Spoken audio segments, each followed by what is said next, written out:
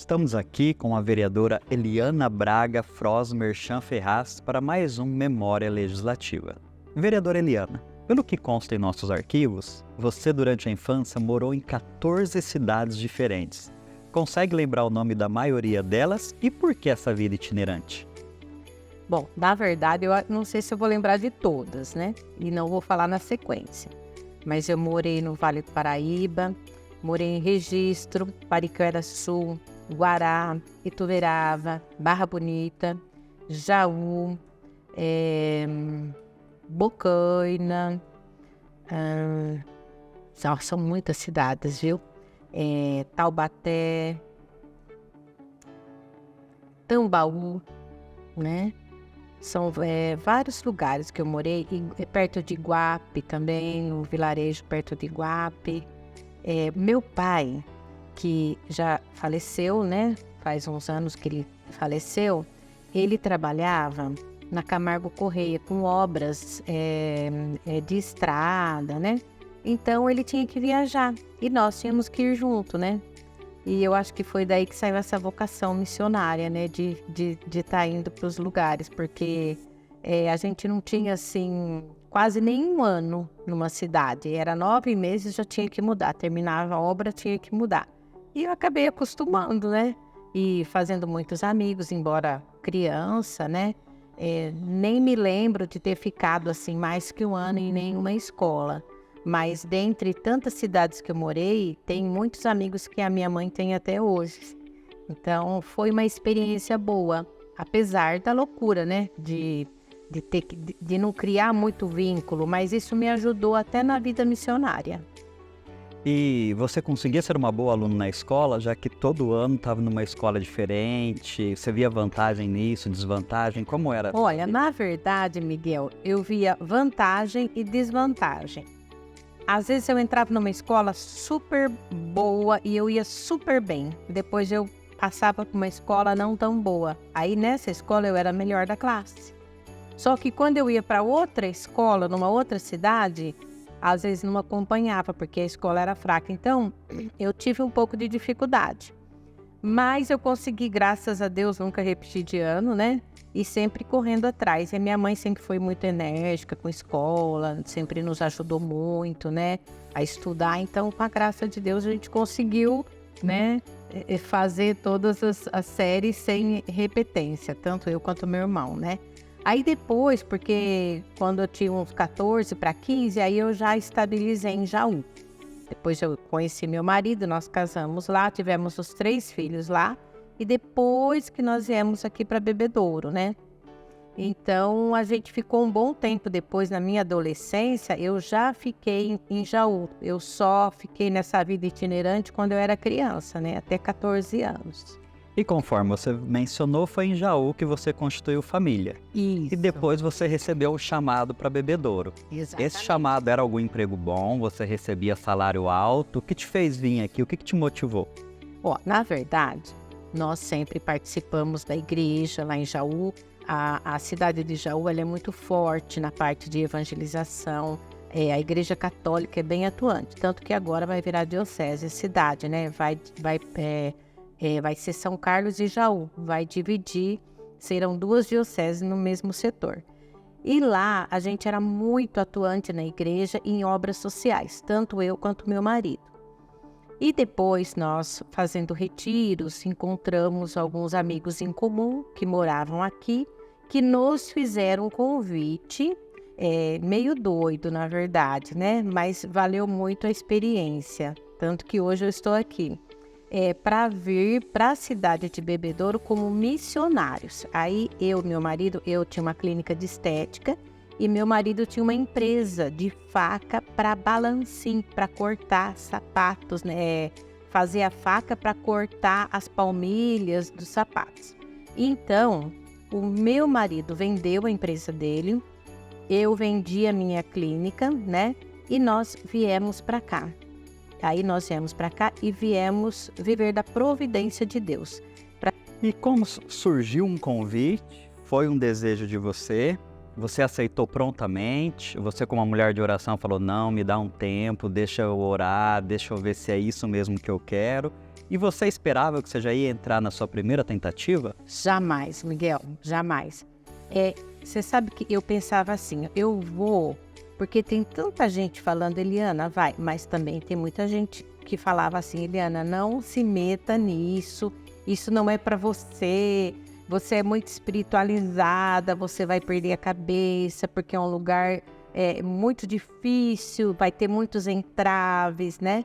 Outras pessoas diziam assim, nós precisamos de pessoas honestas na política, de pessoas claras, transparentes, que vai poder estar lutando por nós, ser a nossa voz, né? Porque às vezes eu me compadecia, por exemplo, essas campanhas que são feitas muitas vezes, né? Por redes sociais, até na minha época nem tinha tantas redes sociais, mas assim, alguém sofreu um acidente ou ficava doente, então a gente fazia...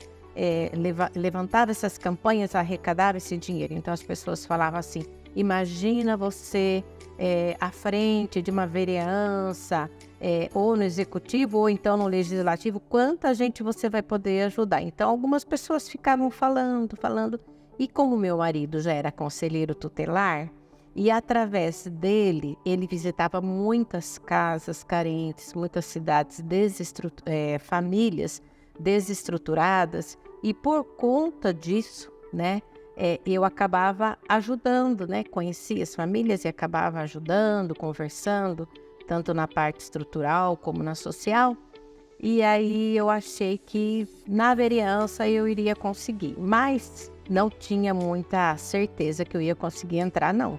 Falar a verdade para você, foi realmente uma surpresa, principalmente sem apoio nenhum, né? Não tinha apoio. Foi o pessoal da igreja mesmo que falou, puxa, mulher e uma pessoa com a índole boa que a gente conhece, né? Vamos apostar, né? E espero que estejam gostando do meu trabalho, né? Na literatura acerca da ciência política, né, mostra que no passado, cristão não se envolvia com política. Havia isso na igreja. Depois mudou. Hoje cristão vota em cristão, irmão vota em irmão. Como você vê hoje a relação entre fé e política? Ela deve ser vista como antagônica, como falavam antigamente, ou podem ser vistas como complementares? Quando eu me candidatei, muitas pessoas cristãs vieram me dar os parabéns e falaram assim, olha, eu acho que você foi corajosa e estamos rezando por você, porque a gente precisa mesmo de muita oração, de muita proteção, e eu percebo assim que o político ele tem que ter muita coragem, né? Então, e a gente tendo esse ideal na vida, a gente vai lutar sempre por bons princípios. A gente vai usar a política para promover a fé e promover também, assim, as boas intenções, né? Porque eu acredito que todo mundo que entra para a política tem boa intenção, independente da fé que a pessoa viva. E eu vejo, assim, tem muito apoio dos cristãos, né? Eu percebo que os cristãos, assim, se identificam. Eu tenho também um programinha, um videozinho, né? Que eu sempre coloco no Facebook sobre meditação evangélica, sobre a palavra do dia. E sempre estou fazendo, assim, uma alusão à parte social, né? Sempre puxando. E muitas pessoas falam assim para mim, olha, até entendi a política de uma outra maneira, porque você usa o evangelho para poder falar da política. O político, ele levanta a bandeira e luta por ela. E isso é fé, né? Suscitar nas pessoas as coisas boas, suscitar nas pessoas algo que vale a pena viver. Foi o que Jesus fez. Eu lembro que em uma entrevista, você mencionou que seu pai havia sofrido um infarto, que o seu sogro estava com problemas de saúde e você estava longe aqui em Bebedouro. Você sentiu que você chegou a abandonar sua família pelo evangelho? Você chegou a ficar em dúvida? Como você lidou com essa situação? Olha, eu senti que eu fiquei assim, longe da minha família. Não podia ir sempre para lá, porque tinha custo, né? São 200 e poucos quilômetros, então quando a gente resolvia ir, precisava ver se tinha condições de ir. Então a gente ia 1, 2 vezes no ano. Só que uma vez, um compadre meu, que também é um missionário evangelizador lá na cidade de Jaú, ele chama Terra Gentil e foi vereador também na cidade. Mas ele disse assim: Eliana, quando nós saímos evangelizar fora do nosso contexto, fora da nossa cidade, nós não vamos estar do lado dos nossos pais ou irmãos ou pessoas que precisam de nós. Mas eu ouvi uma vez um bispo dizer numa palestra, numa pregação, que quando nós saímos, o próprio Deus fica no nosso lugar. E o próprio Deus faz o nosso papel. E eu vi o carinho com que Deus cuidou do meu pai nos seus últimos dias de vida e do meu sogro. E não me arrependo nem um pouco da atitude que eu tomei. Como é ser vereadora por Bebedouro? E o fato de você ser mulher? Você já sofreu algum tipo de preconceito, até mesmo alguma violência de gênero por ocupar um cargo público e ser mulher? Alguém que olhou diferente? A mulher na política não vai resolver algo do tipo? Na verdade, não. Assim, eu fico bem à vontade aqui na Câmara. Eu sou muito respeitada pelos colegas, né? Não aconteceu nada disso comigo. Eu sinto que o homem ele é muito racional, a mulher ele é mais intuitiva, mais sentimental. Por conta disso, a gente vê com mais sensibilidade algumas coisas. E o homem não, o homem ele já é mais assim, resolve as coisas, né? Então, às vezes, por a gente lidar com muitos homens, a gente estranha muito algumas atitudes, mas desrespeito de maneira alguma nunca aconteceu. Tanto no legislativo quanto no executivo. Eu vou falar uma coisa para você. Eu acho que o tempo é da mulher.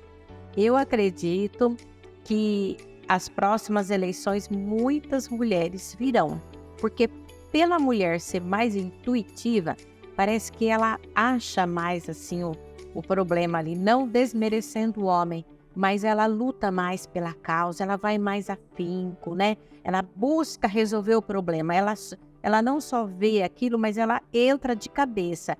E isso é muito bom. Então, eu acho que está chegando a hora da mulher mesmo, tanto no legislativo quanto no executivo. Certo. Por um período, você esteve à frente da Secretaria Municipal de Desenvolvimento Social e Cidadania. Aliás, a primeira mulher a ocupar a pasta e a sua primeira experiência no Executivo. O que você vê de vantagens e desvantagens estando no Executivo e no Legislativo? Falar a verdade para você, eu descobri que o meu lugar é mesmo na vereança. Porque a gente tem uma autonomia, a gente, assim, eu sou muito assim, independente de ser de um partido, né, que está ali apoiando o executivo, tentando ajudar o executivo e tudo mais. Eu percebo, eu sinto assim, que na vereança a gente transita em todos os lugares e luta por todas as causas, não uma causa só. Mas a minha paixão mesmo é o social.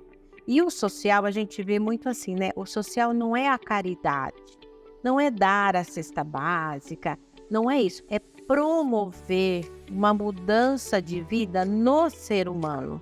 Então, quando eu fui para a promoção, fui convidada pelo prefeito para ir para a promoção. Não existia secretaria ainda, somente o departamento. E ele com muitos planos e projetos para a mulher, porque quando ele fez a sua campanha, ele disse muito do social, da criança, do idoso e principalmente da mulher. Então, assim, eu com muito carinho pelo CRAM, pelos CRAS, pelo CREAS, eu fui descobrindo assim, fui pontuando quantas coisas nós temos na cidade de Bebedouro, quantos problemas nós temos nas famílias. É problema estrutural, é problema de formação familiar, é problema de educação, é problema cultural, comportamental e como a gente precisa estar sempre trazendo essa pessoa para a realidade e dizendo, você pode, você consegue, trazendo pessoas que mudaram as suas vidas para estar partilhando com elas. Porque eu percebo que o ser humano, ele vai levando tanta pancada, que ele fica no chão, ele não consegue mais levantar. Então, eu percebi nessas famílias onde eu visitava, eu percebi assim, pessoas já se dando por vencidas. Então, eu acredito assim que o social não é só dar as coisas, mas é fazer a pessoa se sentir valorizada e descobrir que ela é capaz. Durante esse quase um ano que eu fiquei, nem cheguei a fazer um ano, fiquei acho que 8 meses, quase 9. Tive assim, conheci muitas coisas, fui em alguns lugares fora da cidade, fui para São Paulo, conheci a Drades, conheci como funciona o executivo. Fiquei encantada realmente, né, com a parte social, muita coisa boa. Pude trabalhar, sim, para a criação dessa Casa da Mulher, que se Deus quiser esse ano vai ser inaugurada. Inclusive já fiz uma indicação para o Fórum da Mulher, que acredito que agora já em março a gente já vai fazer esse Fórum da Mulher. Também lutei pela causa, a Casa da Juventude, que nós estamos instalando lá na zona leste da nossa cidade, que vai ser assim um marco, porque na zona leste a gente percebe que não tem nada na parte social, não tem um centro comunitário, e essa Casa da Juventude vai vir mesmo para ajudar. Então, o social me expandiu. A igreja, o espiritual e o social, acredito que melhorou muito a minha pessoa, sabe? Eu hoje não consigo julgar ninguém. Não importa a situação que a pessoa esteja, eu procuro ver um lado, o que faltou, né? O que a gente pode fazer para melhorar a situação daquela pessoa. E se eu continuasse, a gente poderia fazer muitas coisas na parte social. Mas a vereança, você tem o poder de determinar, né, através de leis, a mudança até da cara da cidade. E você pode votar em coisas que vai mudar a situação dos munícipes. Como a vereadora Eliana quer ser lembrada lá na frente? Qual a marca você quer deixar? Tem alguma coisa que você fez e você se orgulha? Olha, eu gosto muito, além da causa social, a respeito do pessoal, das mães. Eu tenho visto a luta dessas mães para a educação e a parte de saúde, as crianças autistas. E infelizmente, Miguel, está crescendo demais. Eu não sei o que está acontecendo, mas está crescendo demais esses problemas. A gente vê na rede pública, né? A gente vê assim, tanto na parte da educação, como na parte da saúde, a dificuldade que essas mães têm, até mesmo nos planos de saúde particular, as dificuldades desse tratamento multidisciplinar para essas crianças. E tanto faz o grau 1, ou 2, ou 3, essas mães sofrem muitos e elas precisam desses direitos, tanto a síndrome de Down, né? E todo tipo de pessoa com deficiência. Quando eu estava de secretária, eu consegui trazer um fórum, né, que é a geração inclusiva, lá na Unifafib, para poder mostrar a importância de nós valorizarmos. Essa semana eu visitei uma pessoa que teve as pernas amputadas e convidei ele, falei assim, olha, agora você já tá bom, já tá tudo cicatrizadinho, vamos lá fazer musculação, porque você precisa fortalecer os braços, porque a pessoa, aconteceu uma amputação, a pessoa, ela se entrega, ela fica na cama e acabou a vida dela, né? E isso não pode acontecer. Então eu vejo assim que a gente tem que ser a voz de quem não tem voz. E a gente tem que promover essas pessoas. Eu acho tão bacana aquela estrutura fitness, né? Que onde o Cunha faz, né? A musculação, tá ficando fortinho, né? Porque eles fizeram a entrada para cadeirante. E eu vejo assim, as pessoas, elas têm que olhar para todo ser humano, né? Inclusive as pessoas com deficiência. Então, é uma luta que eu tenho, sei que tem outros vereadores aqui que gostam muito dessa causa, mas eu me identifico muito com isso, né? O social e as pessoas com deficiência. E dar a mão para essas mães que tanto sofrem, porque eu conheço mães que têm 3 filhos com autismo, né? Até 4 eu já vi. É muito difícil, né? Porque um filho, que às vezes com problema, com uma depressão, a mãe já se desgasta. Você imagina uma mãe com 4 filhos autistas e cada um com um espectro, né? Cada um de um jeito, cada um com uma particularidade. É muito difícil. E a gente tem que dar mão para esse pessoal, né? E como a vereadora quer ser lembrada lá na frente, daqui a 10 anos? Pensei nisso ainda, Miguel. Eu tô vivendo, eu tô fazendo o meu melhor. Muitas vezes eu faço uma indicação de uma coisa até pequena, não consigo, porque a gente vê que é muito difícil, né? É muitas demandas. Mas eu tenho procurado dar o meu melhor e se eu pudesse dizer alguma coisa, eu diria assim, verdade. Eu não gosto de mentira nem de falsidade. Eu sou o que sou e muitas vezes as pessoas até assustam comigo porque eu sou assim, é o meu jeito de ser. Mas eu acho que a verdade, ela sempre liberta. Então eu gostaria de ser lembrada como uma pessoa que sempre buscou a verdade, né? No meio, tanto do legislativo quanto do executivo, viver a verdade, né? E promover o próximo através dessa verdade. Porque Jesus é a verdade, né? Eliana, agradeço a sua presença aqui e com isso nós encerramos mais uma entrevista do nosso Memória Legislativa. Eu que agradeço, viu? Obrigada.